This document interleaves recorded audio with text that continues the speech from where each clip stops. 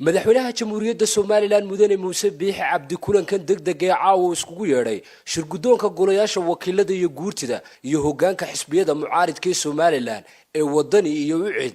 ayuu ujeedkiisu ahaa hadallada ka dhanka ee lagu durayo qarannimada iyo madaxbannaanida jamhuuriyadda Soomaaliland ee ka soo yeedhaya madaxda dalkaanu jaarka nahay ee Soomaaliya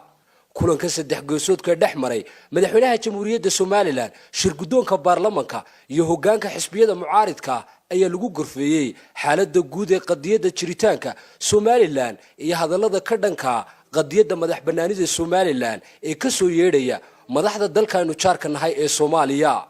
madaxweyne Muuse Biixi Cabdi kulankan wada tashiga ee iskugu yeedhay shirgudoonka baarlamaanka iyo asxaabta mucaaridka waxa uu gol leeyahay sidii meel looga soo wada jeesan lahaa qadiyadda jiritaanka Soomaaliland iyo horumarkeeda